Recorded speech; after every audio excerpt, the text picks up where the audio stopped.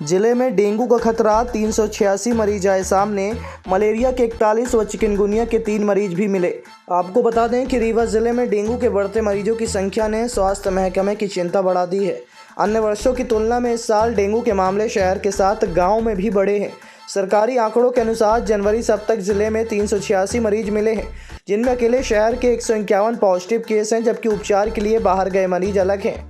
जिला मलेरिया कार्यालय की ओर जारी आंकड़ों के अनुसार जिले में अब तक डेंगू के 386 प्रकरण तथा चिकनगुनिया के 3 एवं मलेरिया के 41 प्रकरण पाए गए हैं। मच्छर जनित बीमारियों के संक्रमण एवं प्रसार को रोकने के लिए जिला व ब्लॉक स्तरीय दलों द्वारा जनवरी से अब तक 2,26,241 घरों का सर्वे किया तथा 2,49,115 कंटेनर चेक किए गए। इनमें 414 घरों के और 613 कंटेनरों में लार्वा पाए गए हैं, जिन्हें लार्वासाइड दवा डालकर एवं कंटेनर खाली कराकर नष्ट कराया गया है। इधर फाइलेरिया के भी 14 केस सामने आए हैं। बता दें कि फाइलेरिया अनुमूलन प्रोग्राम के तहत फाइलेरिया की दवाएं खिलाई गई थी।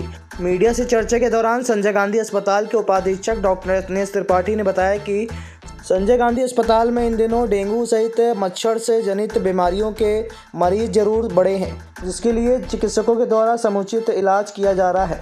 मच्छर जनित बीमारियों से बचने के लिए डॉक्टर रत्नेश त्रिपाठी ने उपाय भी बताए हैं। उन्होंने कहा कि आसपास गंदा पानी कहीं भी इकट्ठा न होने दें, लगातार दवाइयों का छिड़काव जरूरी है। जिले में डेंगू का प्रकोप बढ़ रहा है, इसके लिए क्या व्यवस्था की गई है अस्पताल में? अभी तक क्या आंकड़े सामने हैं? देखिए, 1 जनवरी 2023 से अब तक मैंने अपने यहाँ जो आंकड़े प्राप्त किए हैं अभी, उसमें मुझे ये पता लगा है कि करीब 7,000 से ऊपर जांचें हुई डेंगू के लिए, जिसमें 600 पॉजिटिव मिले थे। इसी तरह मच्छरों से होने वाली जो दूसरी बीमारियां हैं, चिकनगुनिया है, उसके 3,400 के आसपास जांचें हुई, जिसमें 5 पॉजिटिव मिले। एक बीमारी होती है जापानीज़ एंकेफेलाइटिस, जापानी दिमागी बुखार है वो, उसकी 190 संदिग्ध लक्षणों की जांचें हुई, उसमें 7 पॉजिटिव मिले। और स्क्रब टाइफस, ये भी एक बीमारी मच्छरों से ही फैलती है, इसकी करीब 3,000 संदिग्ध मरीजों की जांचें कराई गई, जिसमें से 544 पॉजिटिव मिले थे। तो ये तो संख्या हो गई इन सब की। मलेरिया भी इसी तरीके से करीब करीब इसी टेंडेंसी में प्रेवलेंट है। ये सारी बीमारियां मच्छरों के काटने से ही होती हैं।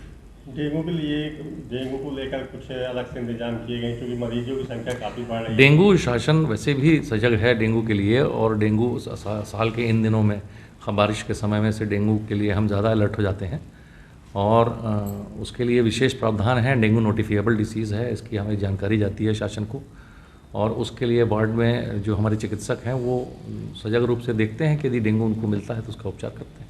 सर, इसके लिए बचाव के लिए क्या उपाय किए जा सकते हैं? आमतौर पे आदमी कैसे बचे? सबसे ख़ास बात है कि मच्छर आपके आसपास नहीं होने चाहिए।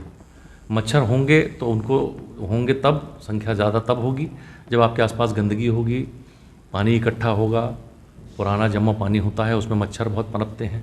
तो आपके आसपास पानी नहीं होना चाहिए। यदि किन्हीं कारणों से आप उन पानियों को नहीं हटा सकते, कोई सोर्स है, तो वहाँ नियमित रूप से दवा का छिड़काव होना चाहिए। और आप संध्या और सुबह के समय में मच्छरों के काटने से अपने आप को बचाएं। मच्छरदानी में सोएं। अगर हो सके तो मॉस्किटो रिपेलेंट जो आते हैं बॉडी में लगाने के लिए वो लगाएं। लेकिन आपको मच्छरों से बचना है, ये है मेन उपचार।